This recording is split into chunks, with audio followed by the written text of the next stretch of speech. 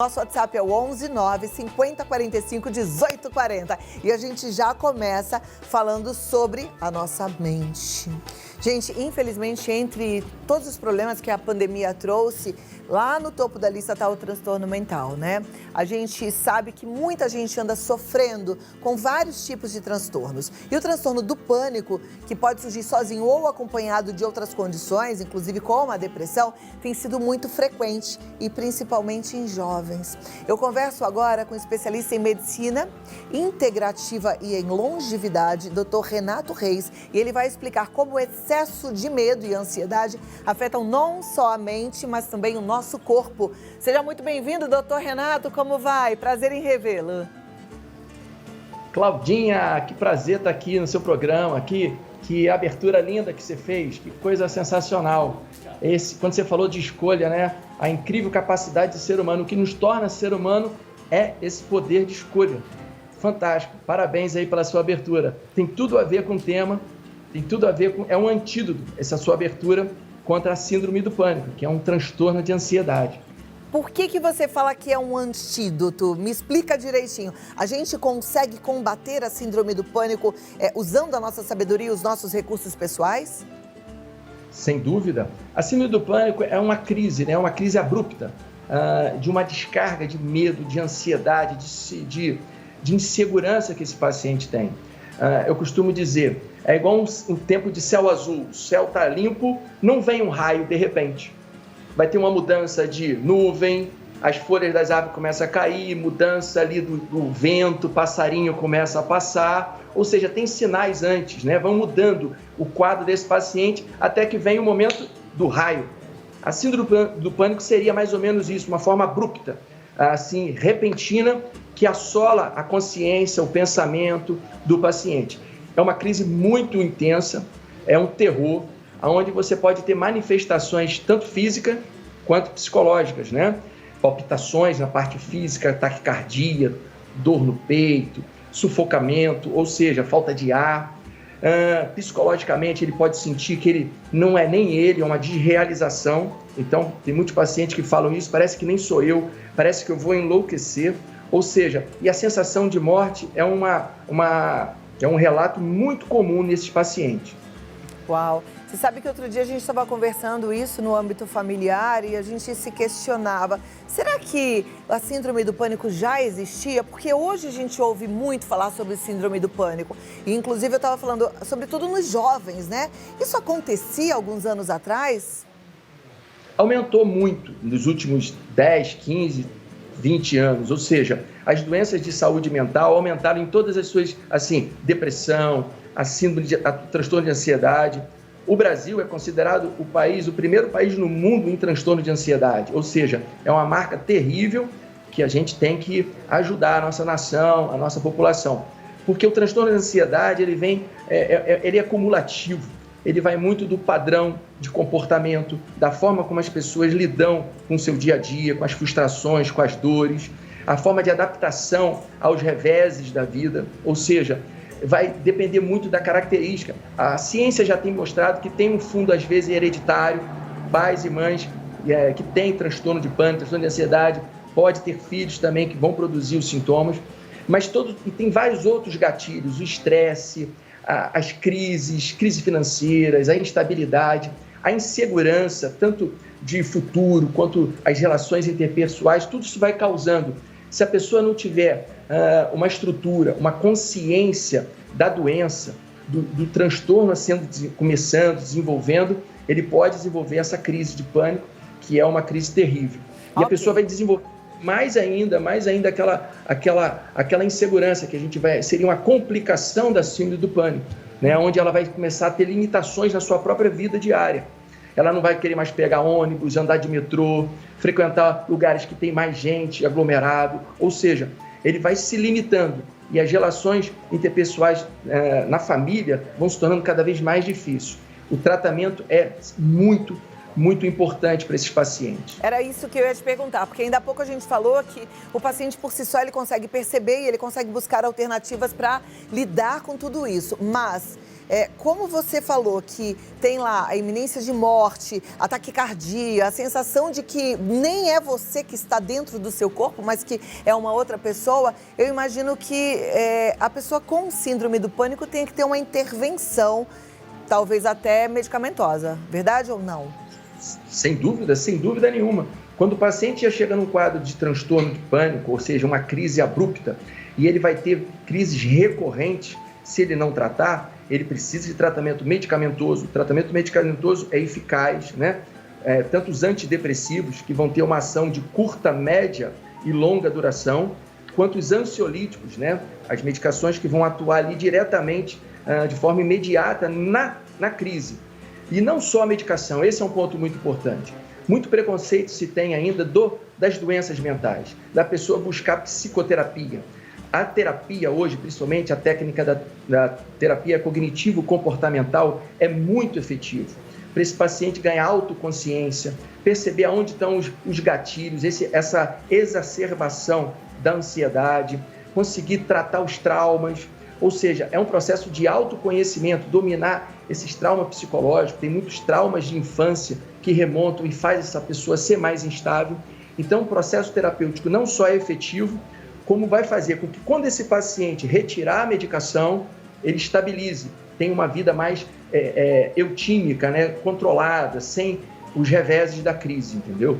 Perfeito. Doutor, eu vou te pedir 2 minutos e eu quero que na volta a gente fale um pouquinho sobre o tratamento. Duração desse tratamento. Tem muitos pais que ficam preocupados quando os filhos são diagnosticados com síndrome do pânico e entram com ansiolítico, porque aí ele é tarja preta e aí a gente fica realmente assustado. Quero que você fale sobre isso para acalmar a turma que está em casa também, para a gente entender um pouco mais sobre esse assunto, tá bom? Vou te pedir 2 minutinhos e eu volto já. Até já.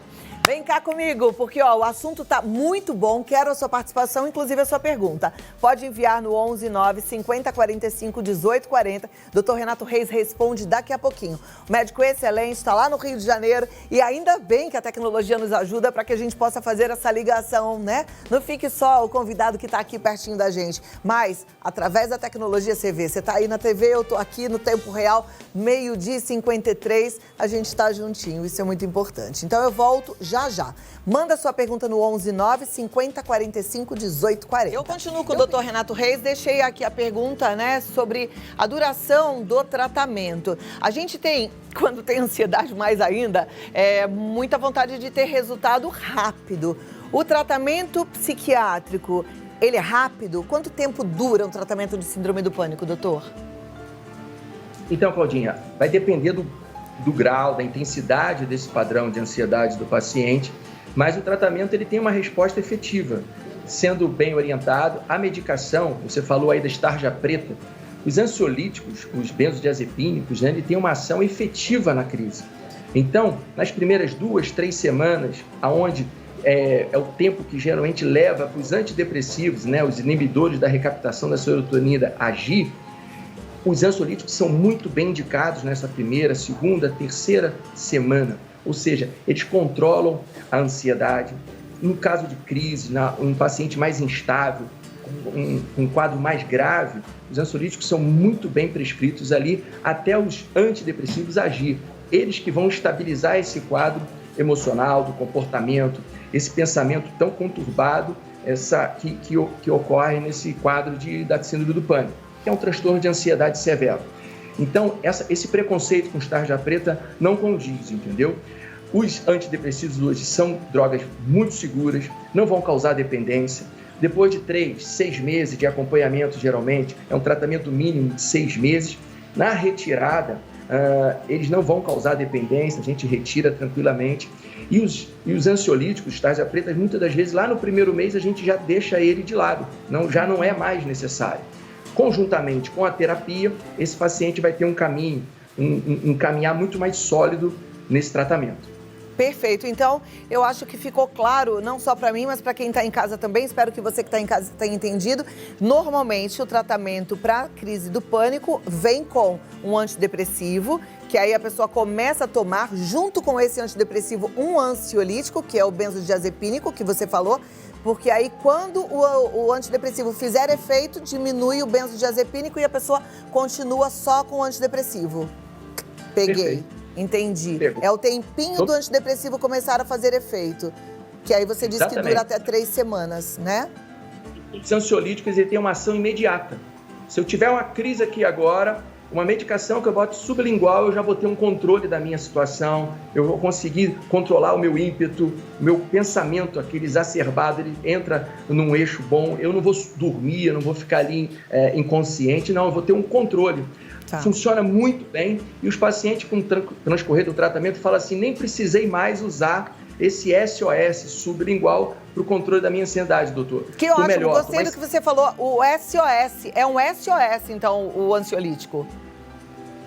É isso, SOS é o uso ali na crise, né? Que eu posso ter comigo. O psiquiatra vai orientar, vai passar ali para ele todas as recomendações para ele saber manusear, entendeu? Perfeito. Eu vou fazer o seguinte, a produção está me sinalizando que temos muitas perguntas de telespectadores, então eu não vou ficar fazendo as minhas perguntas, porque eu quero dar voz para quem está em casa, doutor. Então eu vou te pedir mais 2 minutos só para organizar, para eu poder vir direto na tela, para a gente ter pergunta e a sua resposta, tá bom? Maravilha. Então você que está em casa, segura aí que o doutor Renato responde já já. Olha que pauta maravilhosa, gente.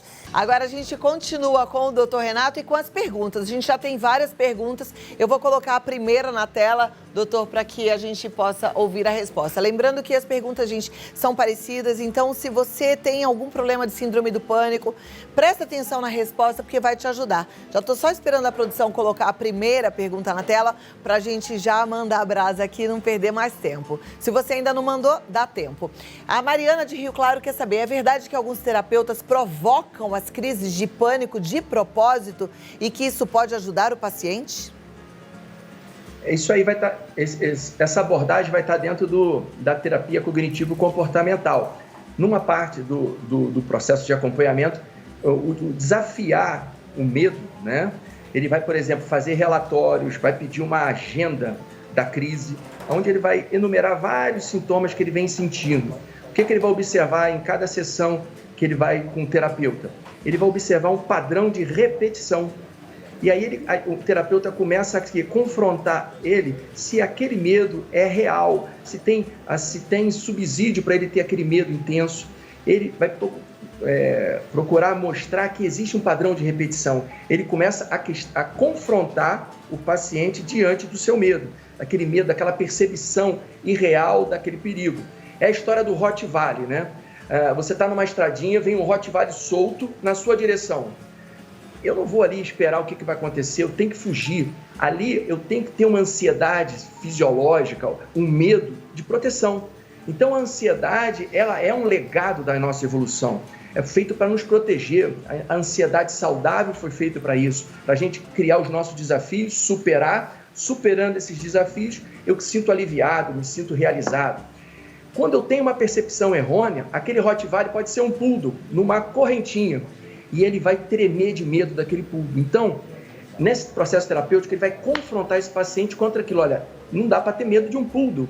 Então, você tem que desafiar isso. Não dá para ter medo de um ônibus. O que um ônibus pode criar de pânico para você? Então, o que a paciente aí está falando, a pergunta, é isso. Tem hora que o terapeuta começa a confrontar, porque faz parte do processo de tratamento, processo de autoconhecimento diante daquela realidade. Eu não vou me acovardar, eu não vou retroceder, eu vou, com o tratamento, de alguma forma, progredir, avançar no meu autoconhecimento diante dessa crise, entendeu? Perfeito, adorei, não sabia disso. Olha lá, a gente não para de aprender, só para de aprender quando para de viver.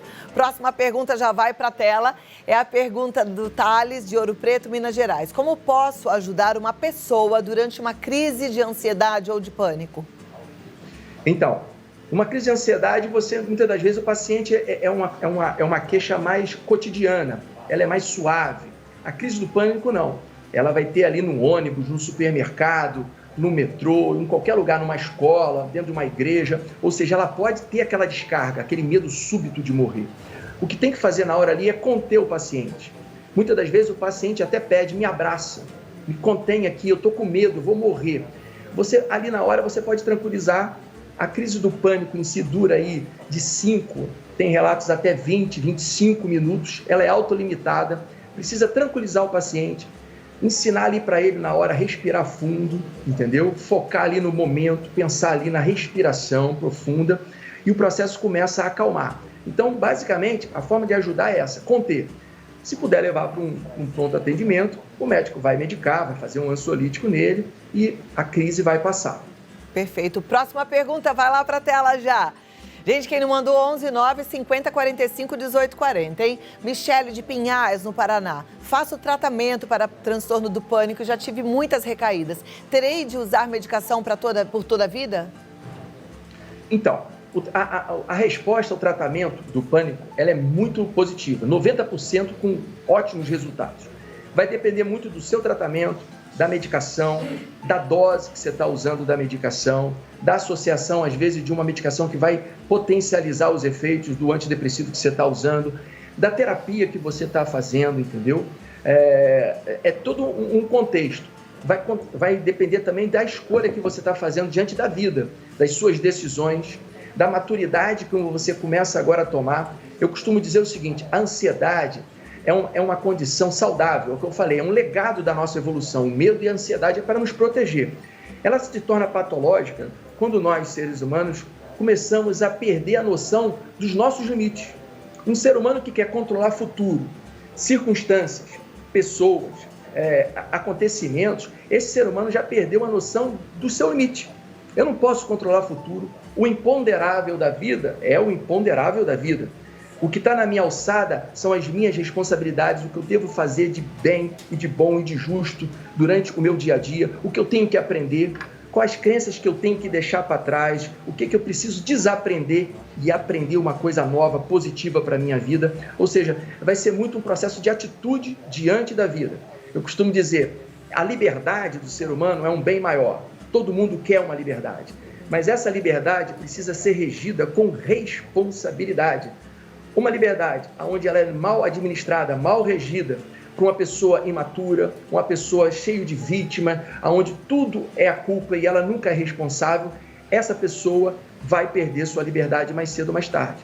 A síndrome do pânico, os transtornos de ansiedade, é essa pessoa perdendo a sua liberdade. Eu retomo isso do momento que eu assumo a minha vida, eu entendo as minhas limitações como ser humano, eu faço o que é preciso ser feito, eu me distancio dessa questão de controlar pessoas, controlar situações, futuro, e eu começo a caminhar num passo de um adulto, de um ser humano adulto, entendendo o que é a verdade da vida, o que é a clareza da vida, e essa liberdade volta.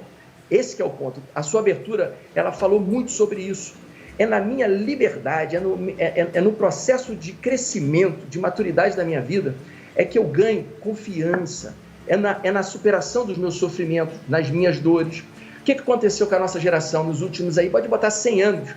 A vida é composta de alegria e da dor, da tristeza, do sofrimento, da saúde e da doença. E a nossa geração parece que é um mau negócio falar de dor, de sofrimento. Tira isso dá mal olhado, isso dá azar. E isso faz um ser humano virar em frangalhos. Um ser humano composto de alegria e de dor.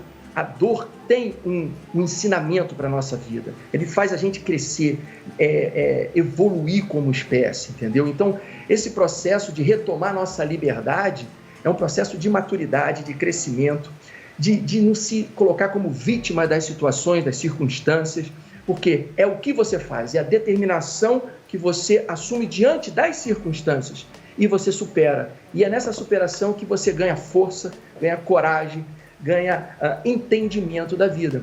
Consequentemente, você vai ganhando mais fluidez de vida, entendimento, autoconhecimento para lidar com esses intempéries da vida. Perfeito. Meu tempo já praticamente acabou, mas a Michele... Ah, não, cadê? Tinha uma outra ali que eu estava lendo. Essa eu já li, né? Essa eu já li. Se ela é a Márcia Regina, de Itu. Aquela ansiedade que acelera demais o coração pode, de fato, provocar um ataque cardíaco? Então, a síndrome do pânico é caracterizada por isso, uma descarga adrenérgica, no centro aqui do meu cérebro, promove essa descarga adrenérgica desproporcional. Esse hormônio adrenalina é um hormônio que ajuda a nos proteger, a nos tornar aptos para encarar a situação de fuga, a do Rottweiler, ou encarar, ou luta, fuga ou luta. Só que no transtorno do pânico dá uma aceleração, uma descarga muito alta adrenérgica, que dá essa sensação de taquicardia, coração acelerado, um sufocamento.